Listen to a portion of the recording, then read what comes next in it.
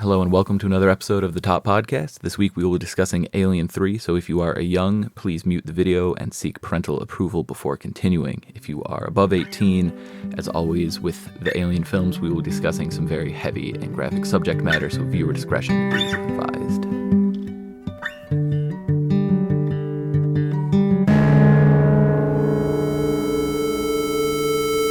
Spoilers for Alien 3, and a little bit of spoilers for Alien Resurrection as well. Also, as this is a very profanity-heavy, Kyle is literally floating above the microphone. What the fuck are you talking about? Excited to be able to swear for this episode. How fucking dare you, okay? I could literally bodily see you getting ready. I was like, I can see the F-bomb sitting in your esophagus. Let me at him.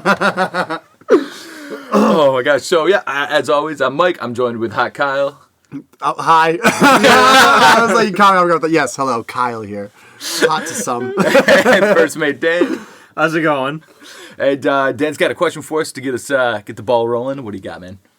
All right, so this is one of those first movies where we see a different thing than a human get infected by the xenomorph, the facehugger. So, question for you guys. What do you think would be the coolest, or I guess scariest thing you can think of that a xenomorph could cross with? Pitbull, right? Nice, It's got to be a pitbull. nice. A pit bull. A pit bull? Whoa. Are you Why afraid pit- of dogs? You came on that fast. Yeah, right? it's what's in the theatrical cut. Oh, really? Okay, so you're like, anything but that. That sounds terrifying. No, actually, well, we'll get into that. I feel like it's got to be some kind of reptile, like one of those huge, like what is it, the bearded dragon? Komodo dragon. Komodo Yeah. dragon. Those things can run like 70 miles an hour. Like, Yeah. Wow. What? It's like the closest thing to like my initial thought was like, could it get a real dragon? But dragons aren't real, but aliens aren't real. So like, Yeah. like the alien xenomorph. But like, if it had gotten like a real nasty reptile already, like Yeah. or like a snake. That'd be wild. Yeah. Yeah, my thoughts are going to some kind of sea creature, only because, it took over a bull in this movie. It didn't, inherit the horns. So if you're doing a reptile, it's not like it's going to inherit scales. But I'm wondering, you have so many freaky, aquatic creatures, like octopuses or, Right. eels. Oh my gosh. Could it inherit Well, something an eel really is just a freaky? water snake With Well, electricity coursing through its veins? Oh, That's what I'm saying. It's like, an electric eel, yeah. what's the most powerful, trait it could inherit from a creature on our planet? Do you have any ideas?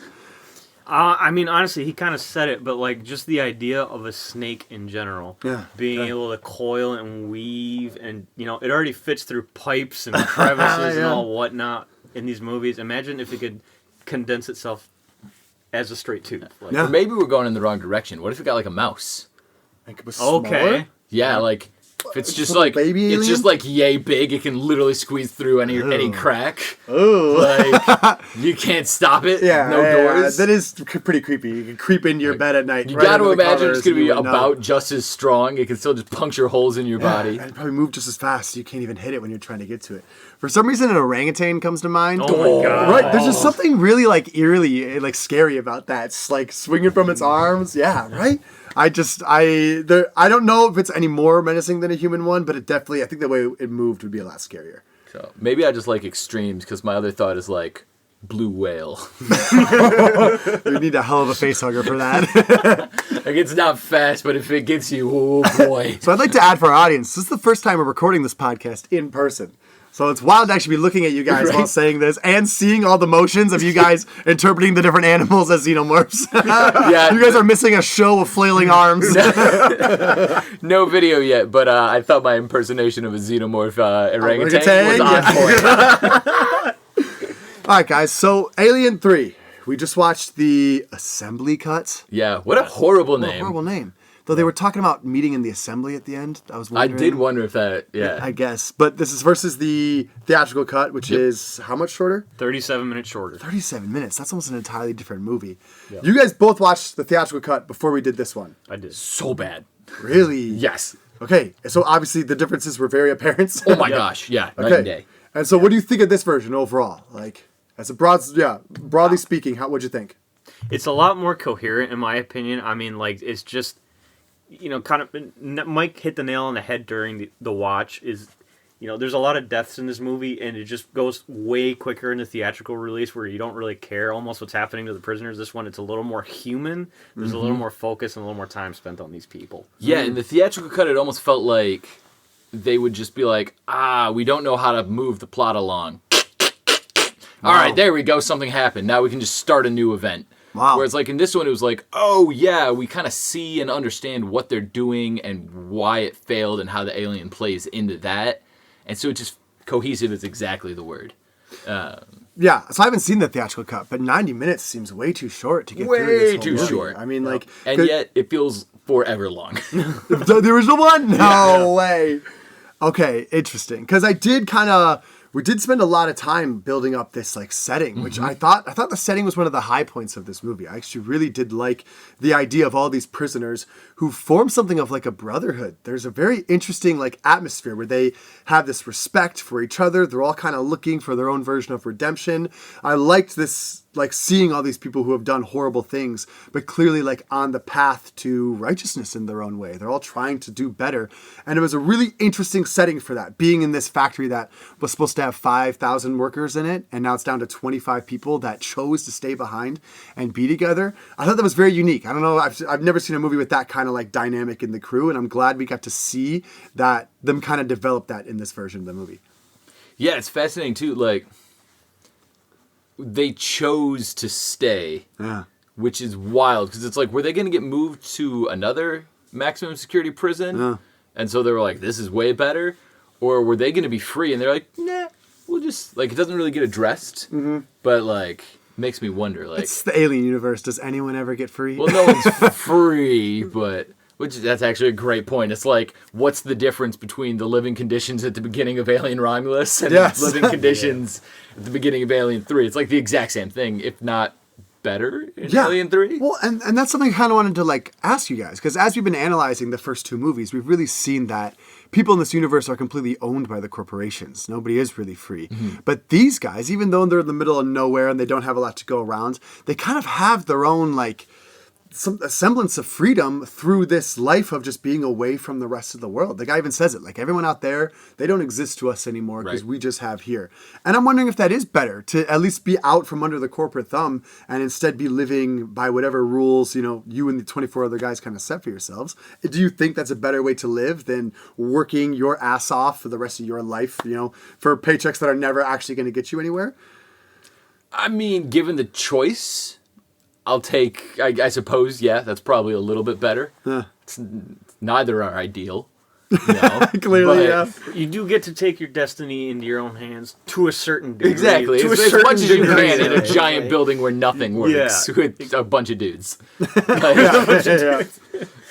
Well, I did like that the setting, it was massive, but it was deserted, but with the scale of it, like, I don't know, there was something like they felt so small in the face of like how big this empty facility was. And there was this trash and garbage, and like it kind of felt like we were looking at what is also like the garbage of humanity. These guys that have been thrown out and left behind on this planet of all these other items and materials and factory pieces that have just been thrown out and left behind. Yeah, I wanted to draw attention to what you were just saying about that, like the garbage thing. Is this movie's really dirty? Yes. Like, there's graffiti. There's trash on the ground. There's a ton of bugs, is what we were talking about. Yes. There's cockroaches, spiders, maggots, especially. Yes. Like, they just really hit home that this is a dirty, disgusting place to be. Yeah. Like, this is like the worst place you could live. They're commenting on the smells, and they're commenting on just how damp and like cold and hard everything is. Yet they all still chose it. That's what's interesting. They still chose this life instead. So visually speaking, though, I did feel like this one was... It definitely veered away from the style that we kind of lined up in the first two movies.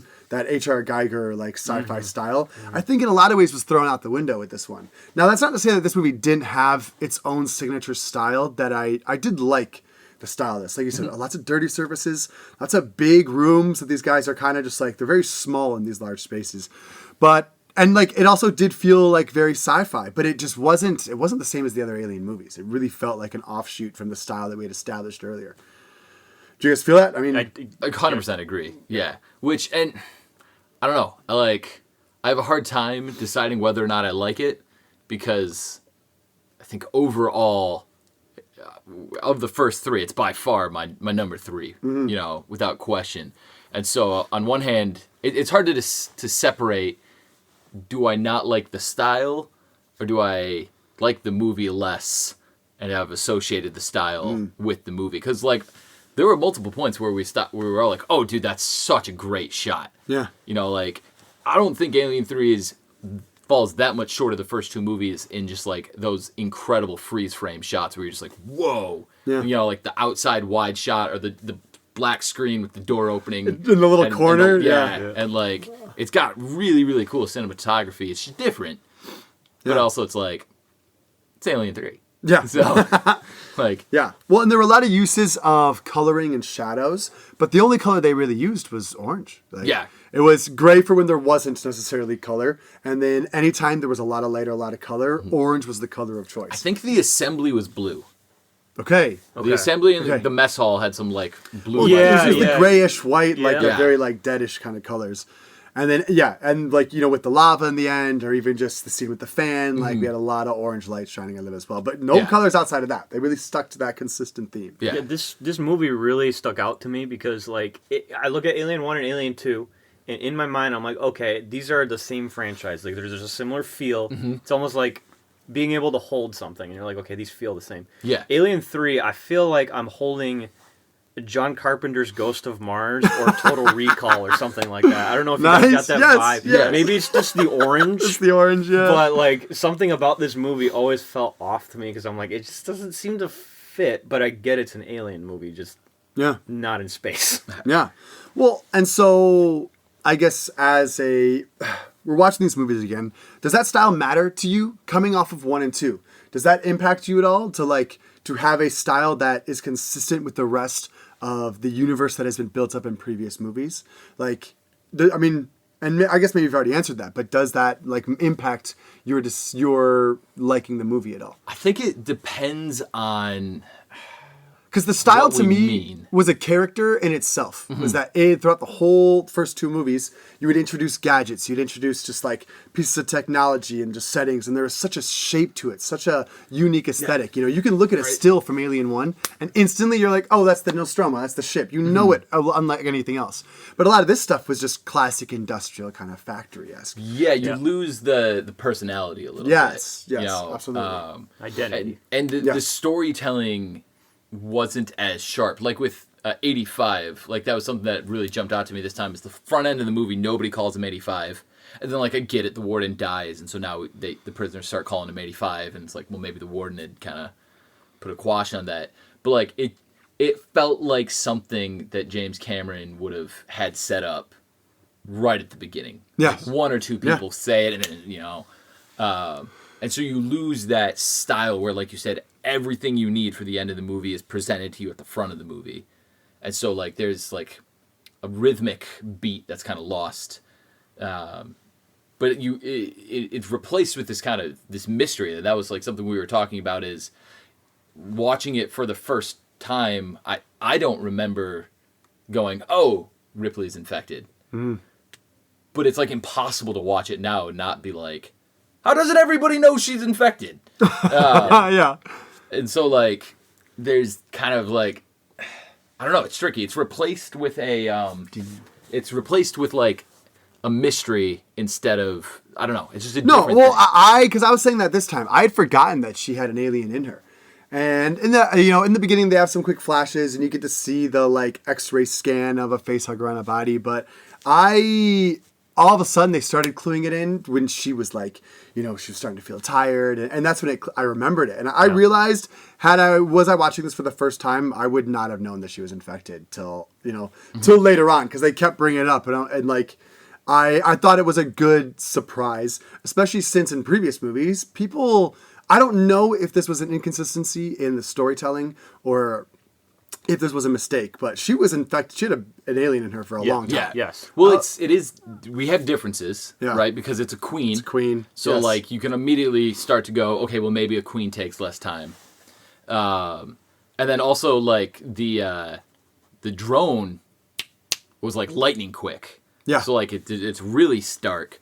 And then I'm not sure where, we talked about this a little bit, I'm not sure where in the canon this is derived from, but there's something called the Queen Facehugger, right? And it's one that is built to impregnate with the Queen, and it is the only facehugger, I believe, that can put 2 eggs in, essentially. And so it lays a queen, and then it also can lay a drone. The purpose of the drone is to protect the queen. Cool. And so it makes sense that it's going to grow quicker. Yep. And that, it the comes queen, out first. It paves the way almost. But that's another thing that was kind of driving me nuts during the movie is in 3, the alien is just this force of chaos. It's just there to kill. Yeah.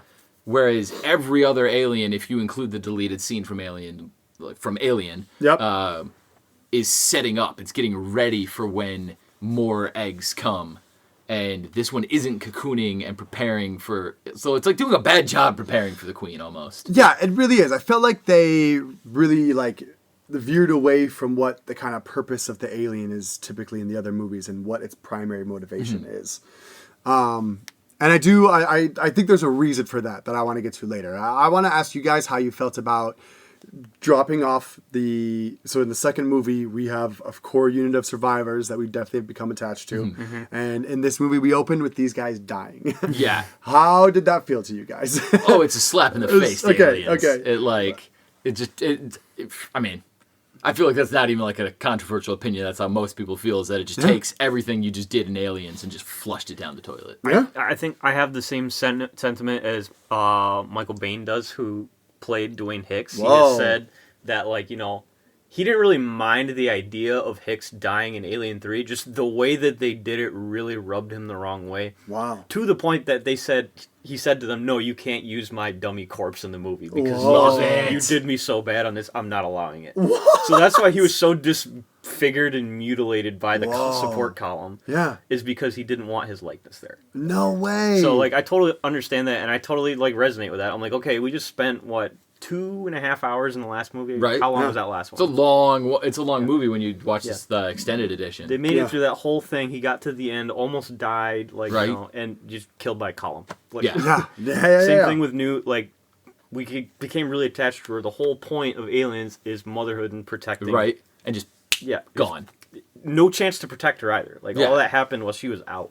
Yeah. So It's absolutely brutal. Yeah. And it's also a little weird because, I noticed this during the scene with Bishop where she's like, "Bishop, was there an alien?" And he checks the scans and he's like, "Yeah, there was an alien on board." And I'm like, you couldn't have done those scans before you took off? What? Yeah. Great points. Wait a second. Yeah. Well, you also pointed out there's just an egg on the ceiling and it's fully grown. It's a big old egg and nobody noticed that before you took off. You did you're Ripley. You've done this twice and the aliens managed to sneak on. You didn't think to do a sweep? To do literally every little corner. Don't you need an ovipositor to make an egg though? How would the queen have gotten onto the ship? I don't know. And put it on maybe the it was ceiling? just clenching that last one real tight. And then mid battle, that's for the. Well, maybe, but right point. before They get out. Yeah, it's hanging on the outside of the ship. You're right. It makes absolutely It doesn't no sense. make a lot of sense for that egg to be It's a there. That's huge really stretch. frustrating. Yeah. No, don't get me wrong. I was looking for where spoilers for Alien 4, if for some weird reason you care. I was looking for the point where Ripley bleeds so that they could get her genome to make the clone for 4. Oh my God! I didn't see it happen. No way. That's also a great point. When did she ever bleed in this movie? When did she ever take that kind of Literally, pain? even when she gets a shot, and It's going in. Yeah. It's not pulling any blood out. Or there's no they don't even put a Band-Aid on and she still doesn't bleed. And so she melts herself in the end. Yeah, There is no there's remains. nothing left. Yeah. Wow, another huge puddle. Wow. No, not even a hair because she's bald. Maybe they got the hair that she shaved off. Maybe I guess that's a good point. That's Yeah, a good yeah. genetic material they found.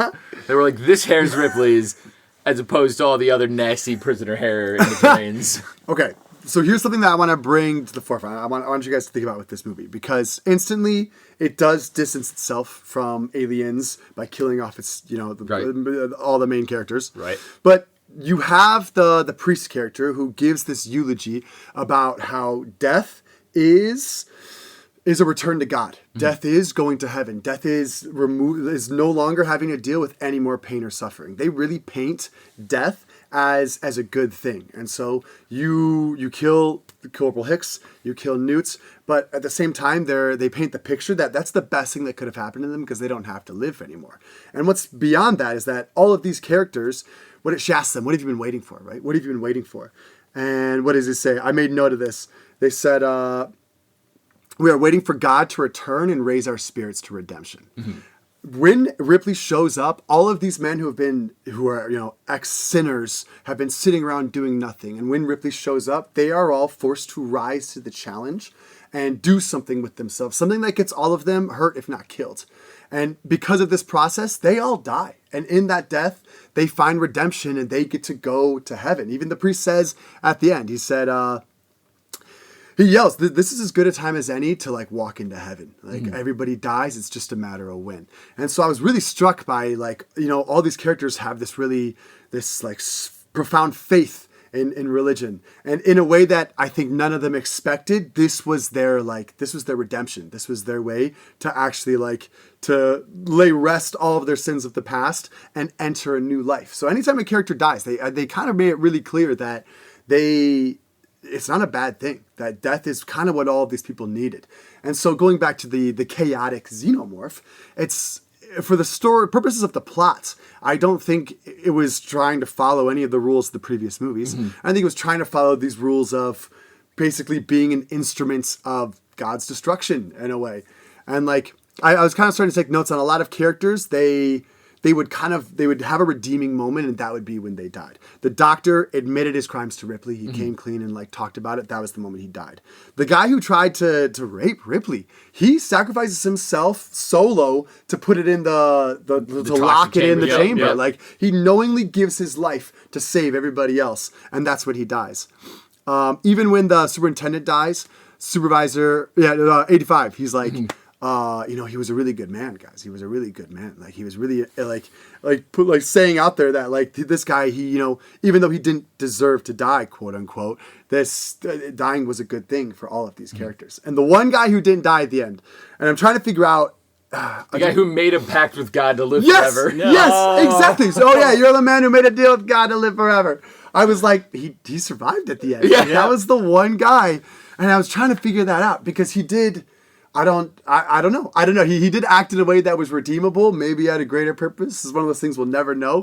But he really had Ripley's back in the end, but he survived all the way through to the end. He does get shot in the kneecap. Which is brutal. Yeah. But it's almost worse to live, right? He almost has it worse off than anybody else because he lived. Even 85, who at the end, he hits the human bishop in the head. That's when he dies too. Is when he does something. Which is a choice I just disagree with so strongly on. I'm like, dude, you just sat there being a jackass, not acting the whole time, and then to accomplish absolutely nothing, you get yourself killed and don't get to go home to your wife and kids. I know. You got a wife and kids. It's at that point, just 50 times. Just let it happen. Let it play out. Let it play out at this point. You're now on their side because you're standing on that side of the fence. Don't mess it up. Good job. I appreciate you trying, but or come at on. least get the kill. Yeah. At least succeed in what you're trying to do, man. You're right. It didn't make any sense. Yeah, I think it's kind of I think some of the kills support your viewpoint. Yes. And I think there's also a bunch where it's they just died. Seriously. I did notice that too. The first guy, he gets acid in the face, rolls into there was no redemption there. He's just an idiot. He looked in a hole and which is a complaint I've had not once or more than once on this podcast. Yeah. Although side tangent. So I've told you guys I've been reading the novel of the first first Alien movie. Okay. It's derived from the original script before the cuts. Okay. The what's his name? Brett? Is it who gets the face hugger? It's Kane, right? Okay. Yeah. In the in first Alien, one? yeah. Kane. Yeah. So he's a money hungry exec who's always going on those specific missions, looking to find a big payday. He's trying to find something. Oh, this is so sweet. him looking into the egg was actually super in character. And not just a stupid 85 IQ moment where you just stick your head in a hole and then get face hugged. That said, this dude sticks his head in a hole and just gets acid spit in his face and falls back and dies. So it is such an ignoble, What are you expecting though? You've been living alone on this garbage planet for years. I feel if anything, you're more prone to do that because you've just been by yourself and weird, and you're just oh, what's this? Something new and exciting. Exactly. Yeah. You're living with bugs and stuff all the time. So, wonder what's in here. I feel you'd have nothing to fear. I mean, yes and no. You see the thing moving around in there, and maybe it's that I know what I'm looking at, but I feel it's I used to be an overnight janitor, which technically all of these guys are. Yeah. If I saw something moving like that, I'd have been running faster than I knew I could. Like, steel toes or not, I'd have just been... Wow. First but- time an alien spit acid. In Yes. this franchise, yes. Yeah. Very underutilized, too. It was a very quick thing. Right. They didn't put much attention to it. That might have been. Was that the only time he used it? Was in the air vent? Yes. Yes. Wow. Yeah. I feel like it could have come in handy a lot at the end. You know what the whole When he's chasing them down Yeah, a it was bunch like, and yeah. they're all like Yeah. just magically outrunning a xenomorph, no problem. he got his cardio in. Like Well, you did call out. In the ends, it really does not make a lot of space. Like, it does not make a lot of sense what's going on because there's no sense of spatial awareness. Yeah, Wow. they're just running and closing doors that all look the same, and there are doors on both sides. It's Yeah. like, why, once you knew it's on the right side, close all the doors Yes. on the left side? Like, It's like I get the idea in theory, but seeing it play out, I'm like, where are we? And where is everybody? And how is this even like working at all? And also I feel like the alien was very like dormant, Yeah. in the beginning, but all of a sudden in the end it's like on a killing spree. Like Yeah. it's killing. And I feel like it didn't really have incentive. yeah. From its perspective, to just start killing everybody, other than this whole like angel of death idea. But like from a Movie xenomorph, needs to happen, yeah, movie needs to yeah. happen, exactly. But from a xenomorph perspective, it just kind of shifted its aggressiveness like immediately for no reason. Yeah. And yet, so much better than the theatrical cut. Yeah, have to yeah, agree. okay, interesting. I did. Because at least it felt like when you think about it at all, you run into this problem. But at least when you're watching it, it was like, all right, this is at least a narrative I can follow. Yeah, We might have, yeah, yeah. honestly, we might have enjoyed this watch more than you because at least we had the comparison. Yeah, that's so cool. Okay, tell me about in the theatrical cut, the xenomorph attacks a dog. Yeah, so in Yes. the xenomorph, so there's a Rottweiler or a pit bull or like one of your classic like don't mess with that dogs. Okay. And it gets face hugged, and I just think that's personally way scarier. Okay. Because like it's already and it makes a little bit of sense. Like it's gonna have this wildly aggressive attack mentality. Yeah.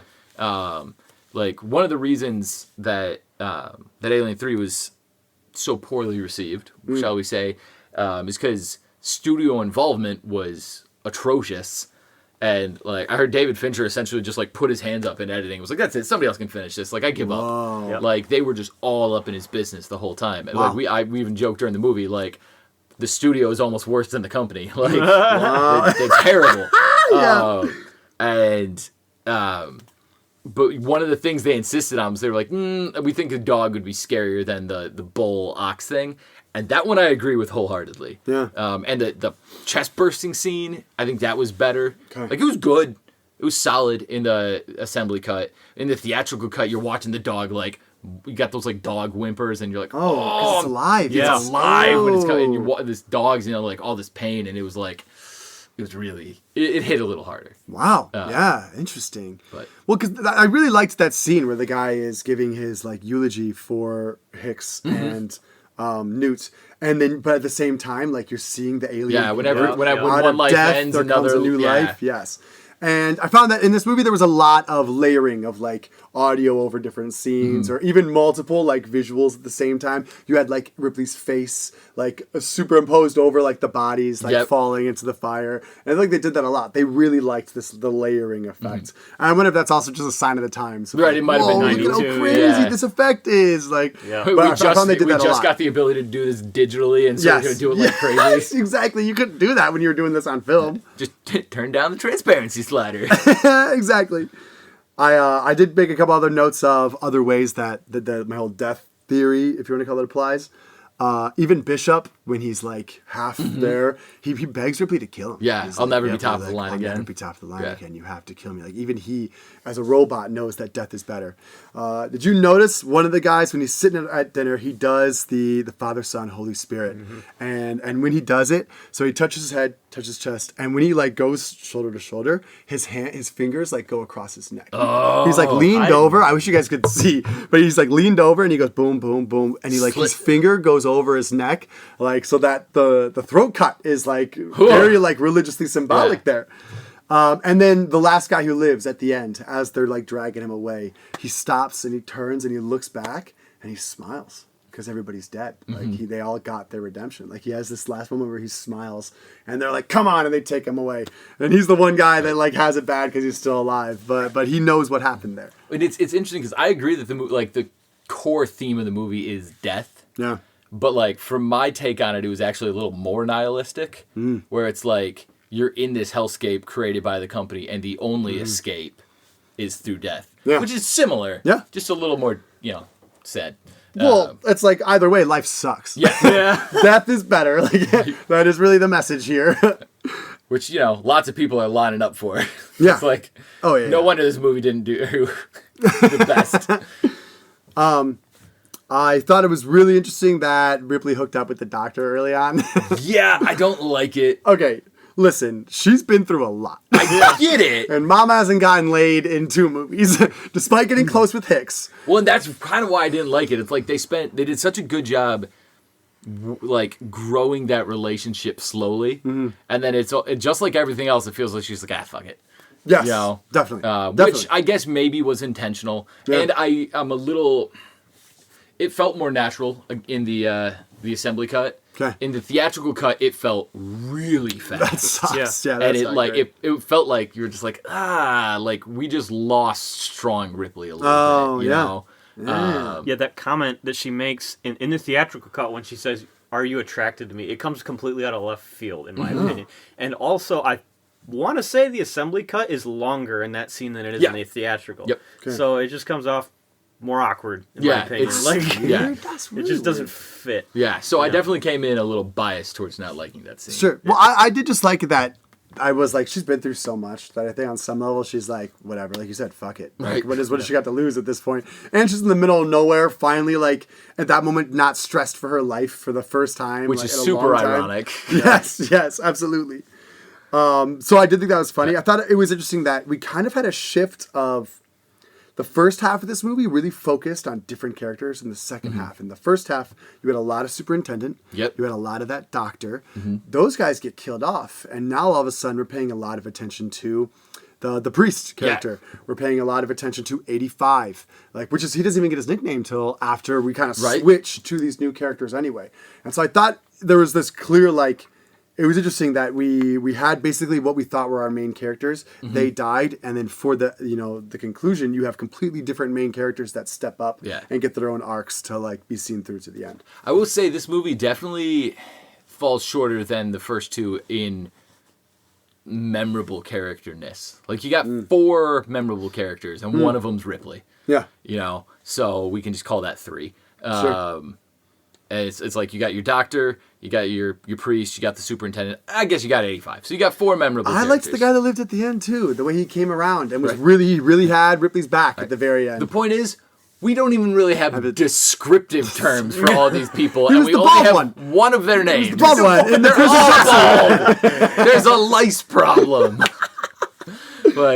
I can name characters from the first 2 movies, and fair enough. I don't think that's just I don't think being able to name characters is the end all be all, Andrew. But I do think there is something to it on this one where it's like the characters are just a little weaker. That being said, the priest dude, iconic. Dylan. Nice, great. Dylan? character. Dylan is his name. Dylan is his name. You give me 1,001 guesses, I'd have got that wrong 1,002 times. But I say priest dude, and you know who I'm talking about.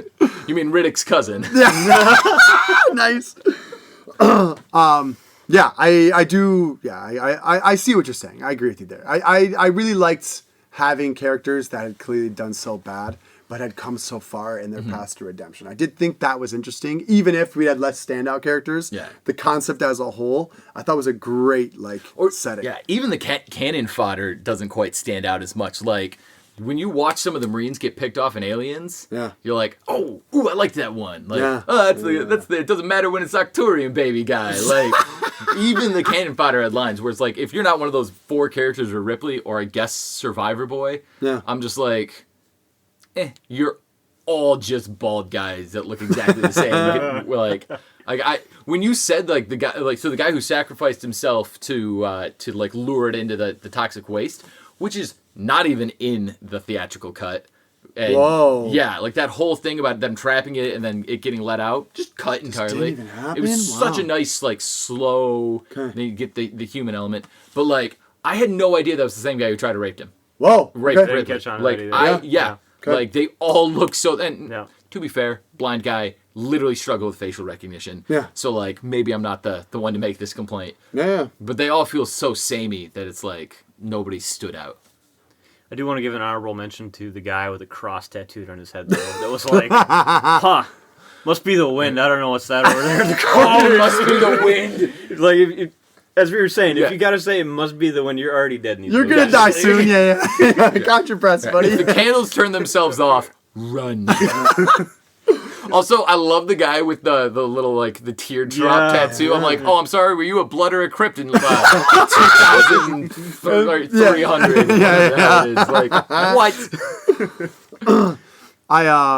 I did think that I thought the effects were dated. I just think about the They were. design of the xenomorph. Yeah, That's a fact. Yeah, I'm It really was glad you touched on big, that. like, they were almost better when it was guys in costumes. And sometimes it would be a guy in costume, but you instantly knew the difference Yeah. because it wasn't the terrible effects. Yeah. And I was kind of So, disappointed in that front. Originally, the plan. So it's crazy. I can't believe this actually like made it into like even testing. Was what if we put a xenomorph suit on a dog? Yes, I love this saw that. idea. And like everyone was like, "Yes, great idea, green light." And then they filmed it, and they were like, "Well, this is stupid. It looks Oh awful." my, okay. Is that footage out there somewhere? I would there love is. It is. Is Yeah, you it? can find it. Yeah. Yes! I'll send it to you later. Please, that's awesome. Okay. Their solution was puppet with like sticks on a blue Oh screen my god. that we would then what we would now call green screen it in. So like, Yeah. and the worst part is, I swear they touched it up for the version we watched because there were points where I was like, that looked way better. Okay. Even in this one. Yeah, like I think they digitally enhanced it for the special edition. Oh. It was 'cause not that enhanced. It was, yeah, but it was worse. I swear to you, it was worse. Like you walk, so we watched it on Amazon Prime. You had to spend a little money to get the assembly cut. You can watch it for the price of your Hulu admission on Hulu, but That's the theatrical cut, right? it's the theatrical cut, and it is notably Oh, that sounds rough. even worse. Yeah. Yeah, big time. Yeah, the CGI on, like, I guess the CGI bits in general, there was like a color matching issue. I don't know if you guys noticed that. Maybe it's just my eyes, but like, it didn't seem like the tone of the creature matched the room it was in, like half the time. Yeah. You Yeah, can it's tell, a like- real problem with early CGI because Yeah. like you got to have the exact same lighting on your blue screen shots that you're gonna have on the shot that you're imposing it in. Otherwise, it's like really awkward because the shadows are hitting wrong. Yeah, and yeah. The color kind of Glaringly obvious in this one, I think. yeah. Yeah. Well, and just like a lot of the movements were very strange of the alien. Yeah, You know, we I think it might have been like a different frame rate. Okay. Yeah. But even like sometimes when it's killing people, like it would. Did you see when it had its like mouth on somebody's throat, but it was almost like gyrating. It almost looked like it was like humping the body, which I don't know if was the intention Very or not. alien. That's what I'm Very saying. alien if it We was. talked about there being like a lot of innuendos in this, and I didn't know if that was on purpose or if it just like if their effects turned out looking really strange. Well, and that almost seemed to kind of be like the innuendo was kind of swapped out for like attempted rape and the first actual sex scene. Like Yeah. it was almost like innuendo was out and just let's just put it out there, and it's far less effective Yeah. when it's out there as opposed to like the disturbing metaphor that is the first two Alien movies. Yeah. That also, I'd like to add one of the most tasteful sex scenes ever. I appreciate a movie that doesn't make us have to awkwardly watch. Like, I don't nothing is even know worse. that you could call it a sex scene. That's it what I'm doesn't saying. even That's happen. what I'm It's saying, just but- like they're having a conversation. She's like, "Do you think I'm pretty?" And then they're done and they're already Thank you. wearing clothes. That's all I need. Nothing is worse than watching a movie with anybody, sister, brother, parents, and sex well, you scene did just starts. pick the three worst That's what I'm saying. options. That's what I'm saying. That's what I'm Grandma. saying. And Your the sex scene priest. starts, and you're like, "Oh my goodness, please stop, please stop, please stop, please stop." And I'm just like, I love a filmmaker that's like, "All right," and we cut here, Yep. and we go to after. Like, thank you. That's all I need out of a movie like this. You didn't need the bump and grind? If it's coming from the humans, no. If it's a xenomorph gyrating on a body, maybe. I'll at least see it It through. depends. Is it a metaphor? That's what I'm saying. It's like, I'm in for the ride. Let's find out where this goes.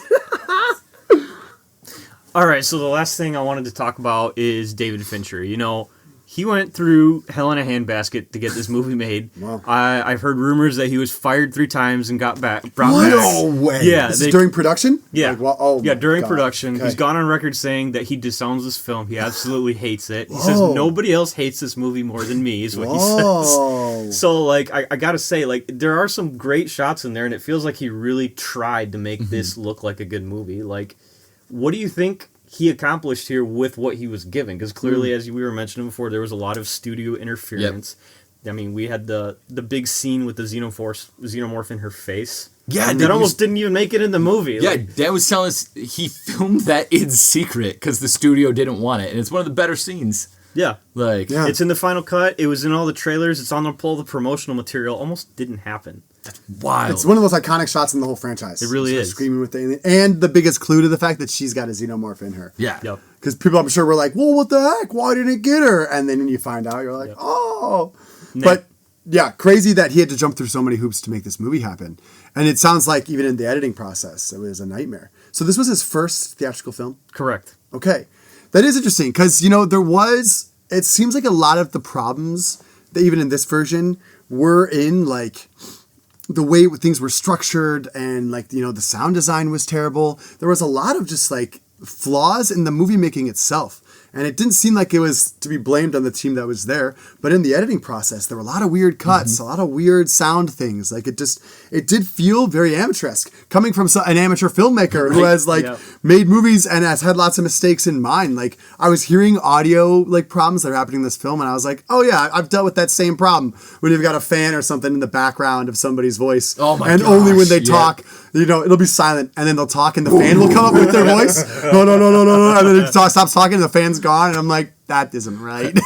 But like you could hear the fan at a different frequency depending on which camera angle it's at because the camera's at a different distance from the fan when it's getting the left shot versus the right shot. And so it's like a different hum oh my gosh. Mid-conversation, somebody be talking like this and you can't hear. And then the camera goes back to the other person. You can hear him so clearly, but then the camera's on him and he talks like this. And it's like, what happened, guys? Now, to be fair to the assembly cut, this is literally like scrap footage they pulled together. Yes. So I think some of it is repaired. And at some point I'm going to go back and watch through. I just got the anthology collection, which I believe is the one where they did some audio remastering and even had people come in and re-record lines so that they could get the audio to work. Cool. Okay. Will that save this movie from being a C+? Probably not. But it feels like there was a lot of moments of great inspiration in this that got bogged down by so many things happening. Yeah. Like, I'm really obsessed with this kind of everybody dying to be redeemed thing, but it wasn't consistent, right? We kind of saw that really wasn't the same throughout, and the way the alien behaved wasn't even consistent. And I wonder if Fincher hates this more than anything else, than anybody else. He probably had really big vision for this film and probably a lot of love for the Alien franchise, but he had to churn out this. And if he hates it, then he definitely had bigger vision that did not get to be seen through. And that's tough. That ultimately he did do it just fine. But for your Alien movie to be the one that really dropped the ball is probably really painful. Well, I mean, he probably loves Alien Resurrection more than anybody then, because Thank God, no one's talking about how bad Alien 3 is anymore. They're all talking about Resurrection. But ultimately, so like that's why I'm going through and reading the books. Because I'm so desperate to know what this movie was supposed to be. Yeah. Because it does feel like something that had a real artistic vision that just got snuffed out by the company. Oh, and I gotta know. Yeah, interesting. I'd love to know what the company specifically, what the studio demanded and how they enforced that and what that looks like compared to his original vision. I wonder if anywhere he talks about what he really, really wanted to do with this film. Yeah, man, it's just... in a way, it's heartbreaking. Yes, exactly. To not know what could have been. Yeah. What we could have seen. Alien 3 could have potentially been the GOAT of the franchise, but instead it's just hanging out down there. We know Fincher's a great director. We know this. This is not news. So the fact that he was on something, he was ready to make something amazing, but because he was probably new and no names, they cut him short. Can you imagine how bad you'd be crapping your pants, too, if your first feature was Alien anything? Yeah. Yep. Let alone Alien 3, you get to follow up the two of the best movies of all time. Yeah. On your first go, Good for him for having the balls to kill everyone off in the first scene, though. Yep. At the end of the day, while that is painful, it took a lot of balls. I just wish he could have found a way to do it differently. Well, I'm could we even have had this without Ripley? Could we have had this movie without Ripley? I don't know. It's tough because obviously she's the core of the franchise. She knows the alien. She's got that She's But also a ultimately- selling point. I don't think the studio would have greenlit it without Sigourney Weaver. Yeah, it's just Yeah. it's so separate from anything else, and I think it could have happened, but you remove all of the Wayland Yutani stuff from it. Yeah. At that point, because there's no reason for them to be there, so it's Yep. just an isolated incident, another anthology film. yep. At that point. Yeah. But- It'd be fascinating, though. I would love to, like... Well, and that's the thing. Like, I think you could still have Wayland Yutani, because Wayland Yutani's constantly trying to, like, fiddle with this thing. Fair. You know? Yeah. And so even, like, you could have closed the Ripley loop nicely. I did not see this turning into a, like, what-if scenario. But, so you let them all get home, and you let somehow an egg be on the ship. And, like, if we're already just going to be like, well, somehow the egg made it on the ship. Yeah. We'll say that maybe it didn't know, like, maybe it couldn't smell them in cryosleep. Because that's also a little fishy, now that I start to think about it. Especially with lore we get later that they're heat sensitive. The facehuggers, they, like, sense by heat and movement. So it makes no sense that he was picking people out in cryosleep. It made no sense at all. Yeah. Yeah. So let's say the egg gets back. Wayland Yutani gets it. Where better to test this thing than your backwater planet? Just they do a shipment of food every however many months. That's part of the like. That's something we like get in the movie. You even in the theatrical cut, you get that. Maybe you give them one extra egg. Yeah. You Nice. know, like Yeah. I mean, maybe it's a stretch, but grown-up Newt also could have been a compelling character. Honestly. Like if That- it's dead, yeah, that'd been a I'm sure great there's an story. interesting angle there, but maybe she's been fighting the corpos for years, and maybe I don't know. Obviously you're rewriting the whole story to incorporate that, but it'd be interesting if Ripley's out there safe. Maybe she's even with Hicks, and you've got young Newt who's like got something to prove, and maybe she was trying to go to her planet, but for whatever reason she stayed in cryosleep, and aliens got on board, and she got infected. Like you could kind of have a lot of the same beats, but with a whole new character that's separated, so that you're not kind of. This movie is so distant for Ripley compared to the other two. It really is. Like, yes, it's the conclusion to her story, but it's a weird way to go out. It does not like feel like a great conclusion to her arc as a whole. Yeah. She just has to deal with this and then like face death, and that's the end. It's very the ultimate bleak. sacrifice. Very it bleak. really is. Yeah. And it just like she kind of grew so much in the other movies, and this one she kind of. It's not like it was all for nothing, but there was a lack of character development for really kind of anybody. yeah. Like the closest thing to character development is like, I can't kill myself even though I should, and now I managed to do it. Like, Oh yeah, but I guess it wasn't growth; it was redemption. It was them finding that in death. Now I do gotta say, as we get ready for Alien Earth to come out, since the corporation is still so eager to get their hands on a xenomorph, I bet you they don't have one yet by the end of the show. Because if they had their own xenomorphs handy, then they wouldn't need to send a team to immediately get Ripley on the other side of the galaxy. So, at the very least, it feels like the bad guys don't necessarily win at the end of Earth. I'm sure there'll be a lot of blood and death, but they don't get what they want.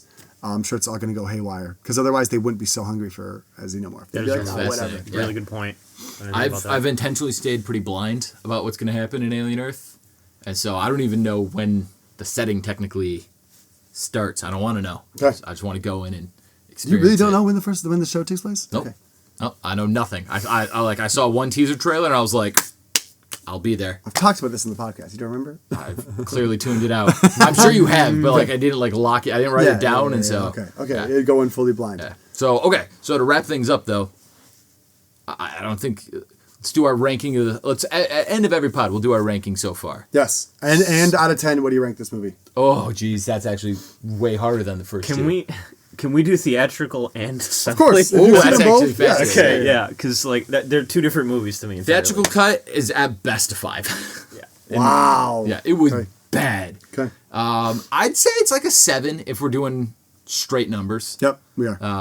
I'd give it a C+ if we were on like numbers. Yeah. Like but like it's a 7. It's a 7 out of 10 for the assembly cut for me. For me, I'm gonna do also a 5 on the theatrical, Wow, okay. but I'm only gonna do a 6 on the assembly cut. Wow, I don't think okay. it elevates it enough to get it to a 7, personally. Yeah, fair enough. I'm going to give it a 7 as well. I definitely... Yeah, it's interesting they said it doesn't elevate it enough. It doesn't really do anything bigger with the alien. Like It just makes it watchable. It really takes does. It takes a minute. And the funny thing is, I really wanted to give it a 4 too, but that just felt a little extra harsh. So I think I just feel a little bit stronger in both directions than Dan. Because I feel like ultimately it's a great standalone story in its own way, but it's not a good like third movie in any sense. It's really not. And the two cuts are so interesting because, like I was telling you guys, like the first time I watched this movie in high school, I was like, that sucked. And then I rewatched it in my early 20s, and I was like, it was kind of good as like just its own thing if you don't think about the first two movies too much. And that was just kind of the opinion I had. And then I rewatched it, and I was like, this movie is so much worse than I remember. And that's when I realized that I went theatrical cut, assembly cut, theatrical cut without realizing what I was doing. And then we rewatched the theatrical or the assembly cut, and I'm like, okay. Wow. So like it really is just it's fine as its own little thing. Yeah. If you don't think about the other ones and you watch the assembly cut. Yeah. Yeah, okay. That's all it is. So for me it goes 3 aliens. Whoa, I put aliens at the top. Okay. I'm going to go 3, 2, 1 on this one. All right. Yeah. It just gets worse and worse every It does, movie. yeah. I've always been a big fan of Aliens, but watching Alien 1 again in my older age, like it really, it just struck me. It was profoundly much more amazing than I remember it being. And maybe I'm just fatigued because I've seen Aliens like 10 times in my life, and I've only seen Alien twice. Oh, there you So go. I wonder if that's it. But right now, 3, 2, 1. And I can't fight you on that. I've gone back and forth my whole life. Yeah. So. And you, sir? I gotta go 3, 1, 2. I mean, just Okay. Aliens is just such a showstopper to me. It does everything bigger and badder. You got a great cast, and I don't know, maybe I have the opposite fatigue because I've seen Alien more than Aliens. There you go. Okay. But Sure. that's just my thoughts. Although I think we can all agree that Aliens 3 not beating anybody today. No no shot. not at all. No shot. Not at all. But by next week, it'll at least have one win I under was its saying, belt. There it's we go. lucky to have Resurrection. Perfect timing. All right, guys. Awesome. Well, if you guys enjoyed, leave us a like, leave us a comment, let us know your ranking for this movie and your ranking for the Alien movies as a whole. I have absolutely no idea what's coming next on the Top Podcast. We're all kinds of mixed up and confused, but we got something coming for you next week. And until next time, Peace. What is an impression of a xenomorph? Can either of you guys do a good xenomorph? Is it just a...